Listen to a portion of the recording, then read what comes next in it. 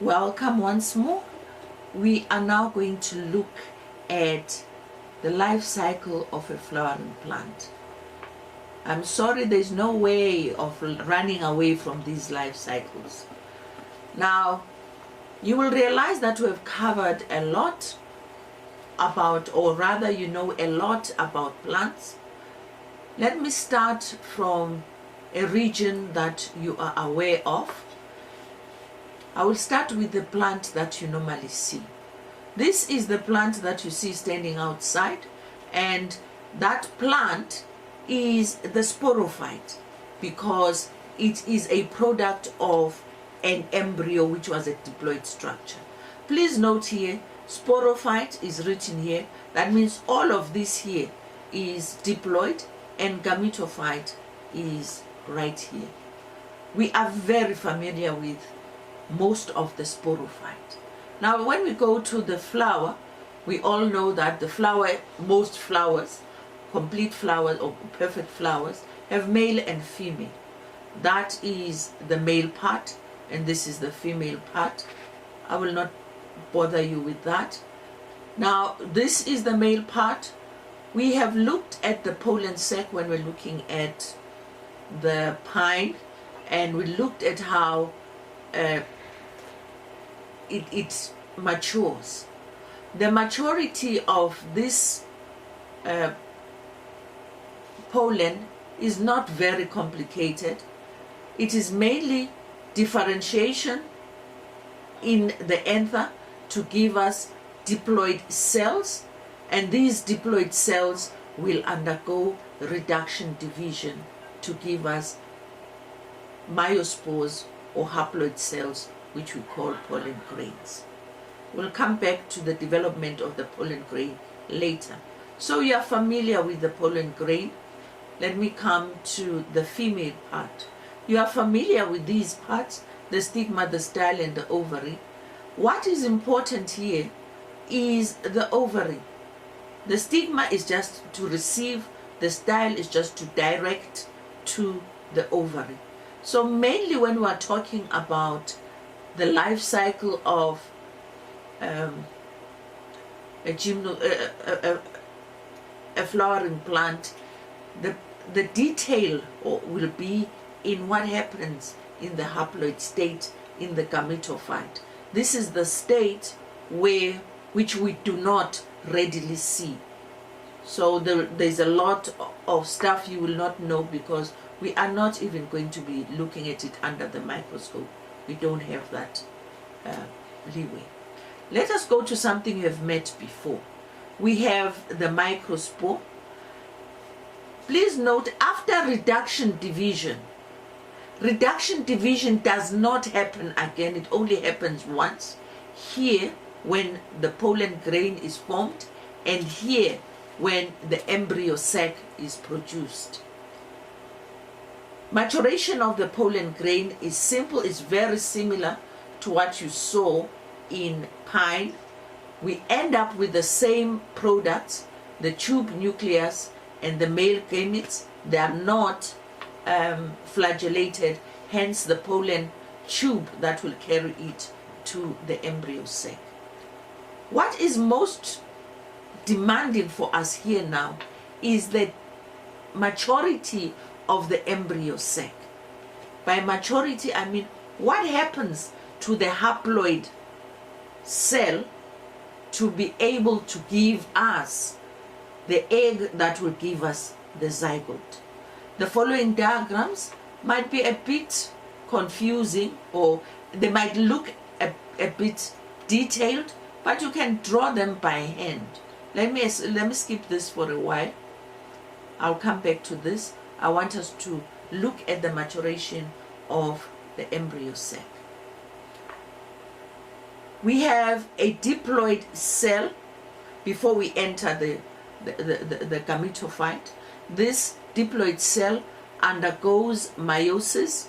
These are the stages of meiosis that you learned in year 1, and you end up with 4 cells that are haploid. I've shown you metaphase, where you have the dyad, metaphase 2, until you get the the linear tetrad. We call it linear because they're in a row. Tetrad because they are 4. So here we have the 4 myospores. You remember in the pine, there was some... Ooh. Sorry sis, I'll call you back. You remember in the pine that there were some cells disintegrated. But before we go to the disintegration, let us look at the orientation of this line. This side is the micropylar end, where we have that opening. This side is what we call the distal end. Now, note that the 3 cells that are going to disintegrate are the 3 cells close to the micropylar end. This is similar to what we observed in pine. Now, once this cell remains alone, it becomes bigger. So we have disintegration of these 2, and this one enlarges. Let's go on and see. Okay, this one is enlarging, and after it has enlarged, it then continues to divide. But this division is mitotic, no more meiosis. So mitosis, each time it happens, we get 2 cells. So here we get 2 cells. The 2 cells, this one will divide, that one will divide. We end up with 2 cells this side, 2 cells this side. That is not the end in the maturation process. These 4 cells continue to divide such that above the equator we will have 4 cells. Below the equator, which I drew there, we have 4 cells. Now, these cells that are at the distal end are 3 of them come together, and these are the antipodal cells. They come together and they die or they disintegrate. 1 will remain, and that one that remains, it migrates to the equator. On this side we have these 4 cells. The 4 cells, all of them develop. There is no dying on the micropylar end. 3 remain on the micropylar end. 1 moves to the equator and it joins with the one that came from the distal end, and when they join, they become diploid. This is not the sporophyte. This is the nucleus that will give us the endosperm. On the side of the opening, one cell becomes bigger than the others. This is the egg, and the other 2 are just there to keep it company. We call them the synergids. Please note that they're on the side of the opening. When fertilization takes place, when fertilization takes place, only this egg cell will be important and this polar cell will be important. These 2 are just here to guard this egg until that time, and afterwards they don't play any part. So once we get these cells together, we say the embryo sac is mature. What does it mean to say it is mature? Mature means it is ready to be fertilized. So these 7 cells are all, most of them are haploid, except for those that I've shown you have combined. These 7 cells are the female gametophyte. Note that the gametophyte is no longer a plant we can point at. It is just a number of cells. We have the egg, we have the 2 synergids, they are haploid. We have the polar nucleus, which is diploid. We have the 3 antipodals, which are going to die anyway. But before they die, there will be 7 cells. But the important cells are mainly these cells that remain here. Now, this maturation to give us 7 cells is not always the case. Sometimes the maturation process is slightly different. This is the diploid cell. It undergoes reduction division, and we end up with these 4 cells of the linear tetrad. We are used to these 3 cells at the antipode. Well, they're not like this at the beginning, because that time I put a line through here. But this time I'm not putting a line through here. I'm just dividing them such that there is 1 here, then I put my equator. These 3 come together, and this one remains. Now when these 3 come together, they will fuse. Remember the 3 that we had earlier disintegrated. These fuse and they remain. There are 3N. They have a 3N nucleus, and this remains with the haploid nucleus. This then goes through the mitosis I told you about, such that we continue 2 cells, we have 4 cells. But note these 4 cells, 2 and 2. This one has a big nucleus, a 3N nucleus, and the other one has a haploid nucleus. Okay, let's continue. The division continues, like I told you earlier. These 2 will divide such that above here we will have 4 cells, and over here we'll also have 4 cells which are haploid, and here we have 4 cells which are triploid. Now what happens here? One nucleus, as I told you earlier, migrates to the equator. 1 nucleus from here migrates to the equator. This results in this nucleus being 4N. Whereas earlier we had a nucleus that was 2N, now we have a nucleus that is 4N.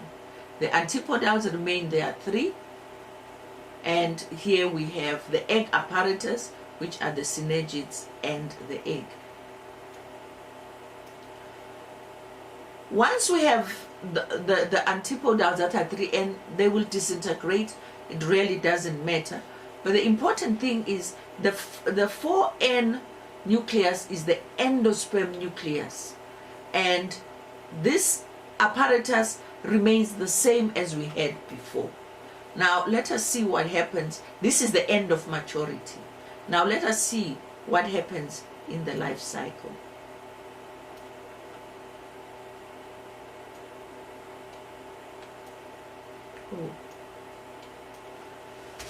Yeah. We're going back to a diagram I skipped, and this is the diagram I skipped. In this diagram, what I have here is what I've already explained, what happened in the plant. We have the stamens, the carpels, etc., etc. We have a megaspore, we have a microspore. Okay, here there is no problem in the male. We have the pollen grain. The problem or the confusion might happen here. The female that developed is what we call the embryo sac. The embryo sac has the endosperm, the endosperm nucleus, which is either the 2N, which we saw earlier, or the 4N, which we saw later. Now, the male will give us the 2 sperm cells that we saw. Normally, we only care about fertilization of the egg. But now we are concerned also about what happens to the nucleus of the endosperm, which we saw the 2N and the 4N. The sperm will fertilize the egg. Fertilization of the egg by the sperm is the fertilization we are used to. It gives us a 2N zygote. Fertilization of the sperm with the endosperm, with the endosperm nucleus, will give us an endosperm, which the zygote needs for food. If it is a 2N, this endosperm will be 3N. If it is a 4N, this endosperm will be 5N. Most plants have the 3N endosperm, but there are plants that have the 5N endosperm. In the diagram I showed you,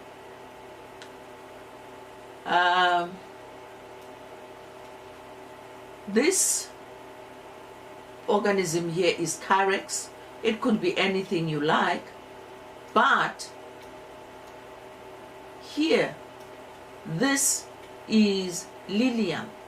Lilium is a lily, and Lilium has a 5N endosperm. So if somebody asks you about the life cycle of a flowering plant, they have to specify to you this is the life cycle in diagram form. But for you to complete this, they have to tell you whether this plant has a 3N endosperm or if it has a 5N endosperm. That means they are asking you about, mainly they're asking you about how this embryo sac matures. Please practice the diagrams I gave you earlier in a way that will be easy for you to reproduce in a test situation. And always show which side is the micropylar end, which side is the distal end. This is the life cycle of an angiosperm in words, and this is the life cycle of an angiosperm with diagrams. The best thing to do is, you can use words for things that are not complicated, but when it comes to stuff like this, please use the diagrams when it comes to the embryo sac maturation. Over here, this is the half flower, and you are being shown a developing pollen and a mature embryo sac. This kind of tells you the duties of all the things that are there, that this has to go through the micropylar end to deposit the sperms in the mature embryo sac. So this is the mature embryo sac with the antipodals 3 over here, the endosperm nucleus, the egg apparatus over here. Let me take this opportunity to make you look at this. This is the pedicel where all the things are attached. You can see that these are the sepals that are attached here. They'll form an outside circle. These are the petals that are attached here. They form the next circle. Then these are the stamens. They are attached here. They give you the next whorl. And in the center, we have the gynoecium.